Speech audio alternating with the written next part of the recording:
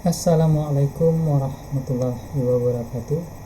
Pemirsa Sahabat TV dimana saja berada malam hari ini, jumpa lagi bersama saya Laude dalam acara Kupas Tuntas.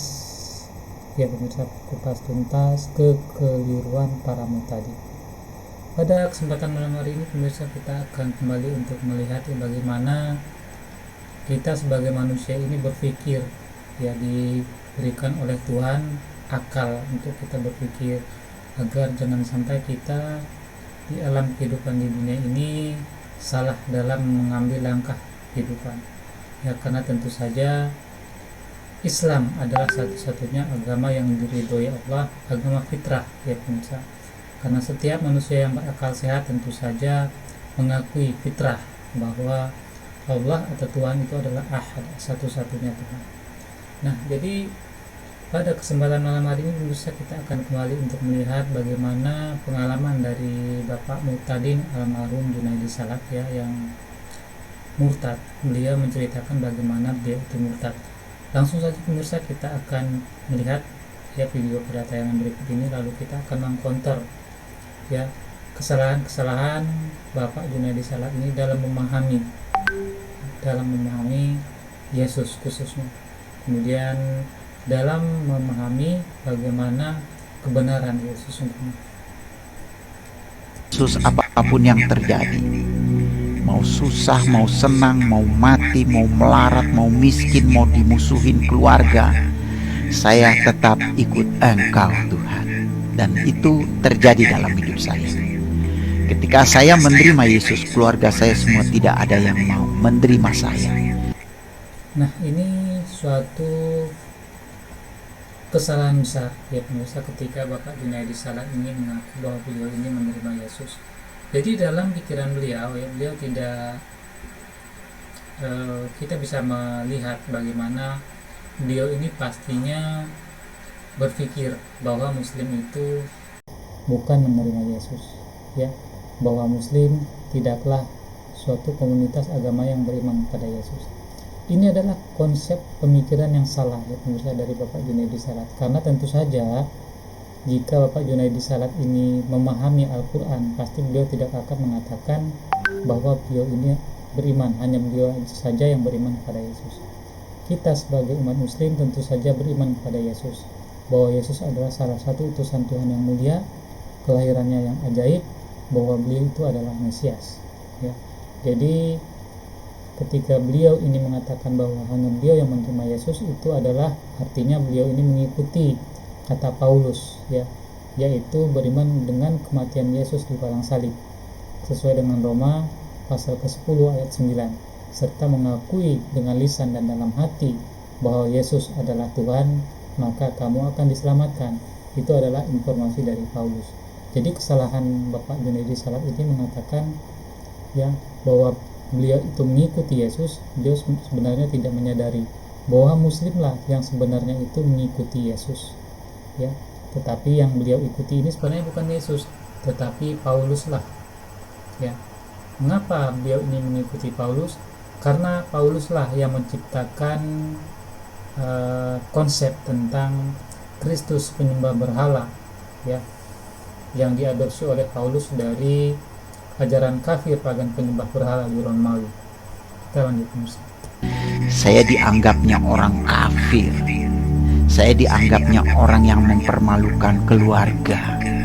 Saya dianggapnya aib, saudara. Saya diusir dan tidak lagi diterima sebagai bagian keluarga. Tapi tidak apa. Kenapa? Ketika saya belajar Alkitab, Yesus berkata, kamu akan dibenci banyak orang karena namaku tanpa alasan. Musuh seseorang adalah orang seisi rumahnya. Nah, saudaraku, itu tergenapi dalam hidup saya. Saya bisa memaklumi, ya. Nah, jadi Bapak Junaidi Salat ini ketika mengikuti bahwa Yesus berkata kamu akan diusir, ya, itu tentu saja kalau kita melihat dari konteks apa yang dikatakan Yesus ini, tentu saja bahwa di zaman Yesus sendiri banyak orang-orang Yahudi juga itu yang tidak mengikuti Yesus, kita bisa melihat bagaimana sekte Saduki dan Farisi, ya, dan juga para imam-imam dari ahli Taurat itu juga tidak mengikuti Yesus, tidak beriman dengan apa yang diajarkan oleh Yesus. Jadi konteksnya di sini bukan bagaimana seseorang itu mengikuti apa kata Yesus yang menurut pemikiran dari Bapak Junaidy Salat ini, ya. Dari apa yang diucapkan Yesus ini tentu saja kita bisa melihat bahwa Muslim juga adalah komunitas yang beriman pada Yesus. Tetapi yang dimaksud oleh Bapak Junaidy Salat ini tentu saja mengikuti Yesus sebagai Tuhan dan Juru Selamat ciptaan Paulus. Dan ini tentu saja adalah bukan yang diajarkan oleh Yesus itu. Ya, jadi dari sini kita bisa melihat bahwa ini adalah kesalahan dari Bapak Junaidy Salat dalam memahami kata-kata Yesus tentang pengikutnya. Saya tetap ikut Yesus apapun yang terjadi. Saudara yang dikasih Tuhan, saya berjuang. Belum lagi saya diproses. Tuhan izinkan saya jatuh miskin karena tidak lagi punya pekerjaan. Tuhan izinkan saya tidak punya apa-apa, tapi saya punya standar. Firman Tuhan berkata, kalau ada pakaian, makanan, cukuplah. Itu standar saya. Karena segala sesuatu ada waktunya.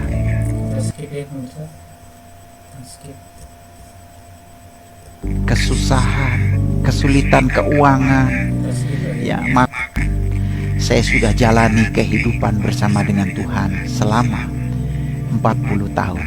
Ini hal yang luar biasa. Ya, bagian saya cuma bertahan. Tuhan yang mengerjakan segala sesuatu. Tuhan yang memberikan apa yang menjadi kebutuhan saya, baik rohani maupun jasmani.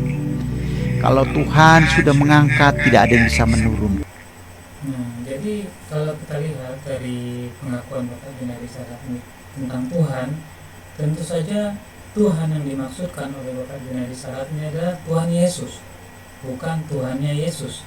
Ya, jadi kita bisa melihat bahwa apa yang Bapak Junaidy Salat ini katakan dan apa yang beliau dimaksudkan tentu saja adalah Tuhan Yesus, bukan Tuhannya Yesus.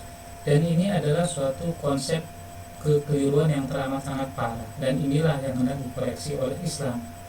Ya, jadi kita bisa melihat pemirsa bagaimana konsep tentang Kristus yang diadopsi oleh kafir penyembah berhala ciptaan Paulus ini, yang diadopsi oleh Paulus tentunya, sehingga mengatakan bahwa Yesus itu adalah Tuhan, yaitu sebenarnya adalah ciptaan Paulus. Referensinya kita bisa lihat pemirsa di sini. Ya, saya akan tunjukkan kepada pemirsa referensinya, ya. Di dalam buku yang ditulis oleh Paula Frederickson, ya, dalam bukunya From Jesus to Christ, ya, kita bisa melihat bagaimana di dalam buku ini Paula Frederickson mengatakan, ya,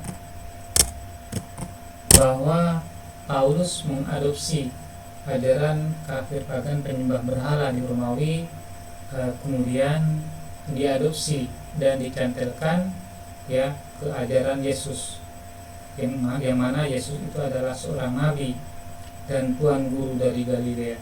Tetapi ajaran Yesus inilah kemudian dirusak oleh Paulus dengan cara dicampurkan dari ajaran kafir penyembah berhala di Romawi yang Paulus kutip dari ajaran kafir dewa-dewa pagan seperti dewa Mitra, ya, kemudian dewa Osiris yang ada di Mesir, kemudian banyak lagi pemirsa tentang dewa-dewa yang diadopsi oleh Paulus, yaitu Kristus penyembah berhala, ya, dimana Kristus penyembah berhala, kepercayaan pagan ini adalah tentu saja yaitu dewa Mitra, dewa Osiris, ya, dan dewa-dewa yang lain yang merupakan Kristus penyembah berhala.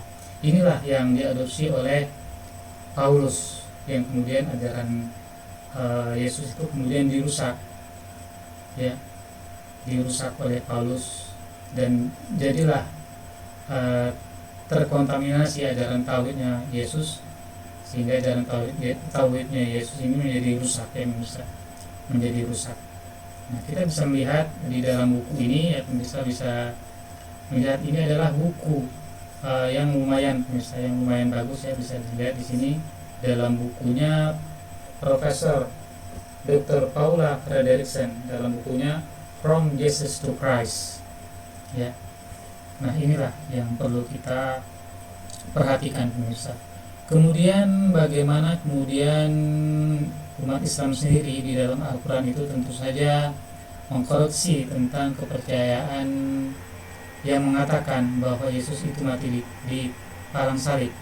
Ya pemirsa, kita bisa melihat di dalam bukunya Barbara Thiering, Jesus the Man, beliau mengatakan ya di halaman 153 kalau nggak salah pemirsa, kita bisa melihat di sini ya, di sini.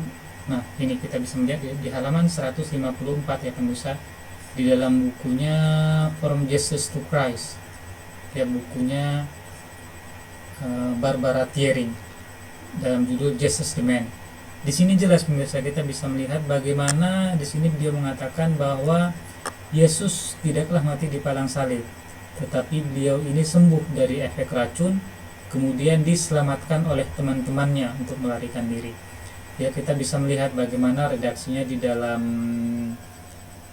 Injil Yohanes ya pemirsa. Kita bisa melihat, jadi referensi ini sebenarnya tentunya dipelajari juga oleh Barbara Thiering yang sudah melakukan kajian selama 20 tahun lebih sehubungan dengan sejarah Yesus sebelum dan setelah penyaliban dalam buku yang tadi itu pemirsa. Jadi peristiwa yang dikatakan oleh Barbara Thiering ini kita bisa merujuk ke dalam Injil Yohanes pasal ke-19 ya pemirsa, ayat pasal ke-19 ayat ke-38 dan seterusnya pemirsa. Ya, bisa dilihat di sini sungguh sangat jelas. Nah, jadi ini sebenarnya ada indikasi tentang usaha menyelamatkan Yesus. Ya pemirsa. Nah, ini di sini pemirsa sungguh sangat jelas ya. Nah, pemirsa sendiri bisa nanti melihat di rumah ya tentang bagaimana murid-murid Yesus ini menyelamatkan Yesus pemirsa. Nah, ya. Jelas. Nah, jadi itu ya pemirsa referensinya. Nah, kemudian kita bisa lihat lagi di dalam buku lain, yaitu di dalam buku yang ditulis oleh Barton L. Mark dalam bukunya Who Wrote the New Testament ya. Jadi ini dikatakan bahwa sebenarnya Alkitab, yaitu Injil Matius, Markus, Lukas, dan Yohanes itu kemudian surat-surat apostolos ya, dan juga surat-surat Paulus ya. Di sini khususnya kita berbicara tentang 4 Injil, yaitu Matius, Markus, Lukas, dan Yohanes. Itu dijelaskan bahwa 4 Injil kanonik itu bukan ditulis oleh Matius, Markus, Lukas, ataupun Yohanes, tidak pemirsa ya. Nah, jadi ini kita bisa melihat dalam referensi yang ditulis oleh Barton L. Mark. Kemudian kita bisa lihat lagi di yang buku yang luar biasa fenomenal, yaitu Holy Blood, Holy Grail ya pemirsa, yang ditulis oleh 3 orang sejarawan dan juga pakar arkeolog yang sangat terkenal, yaitu Michael Bagan, Richard Leigh, dan Henry Lincoln ya, di dalam bukunya yang terkenal Holy Blood, Holy Grail. Ya, di sana mereka mengatakan bahwa Yesus tidaklah mati di palang salib. Jadi beliau itu tinggal di René de Cetau ya, di Perancis ya pemirsa. Kalau saya nggak salah di sini pemirsa nanti bisa cek di buku ini. Jadi kepada pemirsa yang ada di rumah, siapa saja yang ingin mendapatkan buku ini dalam bentuk PDF form, silakan menghubungi nomor telepon saya yang saya tulis di link deskripsi. Oke, kemudian itu ya pemirsa ya. Nah, jadi di sini kita bisa menyimpulkan bahwa ketika seseorang itu murtad, Hai sahabat Yesus itu punya arti. Yesus itu artinya juru selamat. Karena itu dia datang ke dunia. Nah, jadi tentu saja ketika kita memilih suatu keyakinan, ya jadi kita harus membedakan dulu pemirsa bahwa keyakinan dan kebenaran itu tidak selamanya berjalan beriringan. Kadang kita beriman kepada sesuatu, tetapi sesuatu yang kita imani, sesuatu yang kita yakini itu adalah suatu konsep yang salah, yang keliru. Tetapi hanya di dalam Islam kita bisa mempergunakan akal. Bagaimana di dalam ayat Al-Quran itu betul-betul menekankan kita itu untuk mempergunakan akal sehat kita untuk beriman pada suatu konsep keselamatan. Karena apa pemirsa? Karena tujuan hidup kita di dunia ini tentu saja adalah untuk kehidupan yang kekal dan abadi kelak di hari akhirat, yaitu akhirat adalah tujuan dalam kehidupan kita ini. Jadi jangan sampai kita beriman kepada suatu keyakinan tetapi justru keyakinan itu adalah keyakinan yang keliru. Nah, jadi dari apa yang sudah saya sampaikan ini, ya kita bisa menyimpulkan ya pemirsa bahwa Al-Quran itu adalah kebenaran. Karena apa yang dikatakan Al-Quran khususnya tentang kematian Yesus di padang salib, ya, dan juga konsep dosa asal.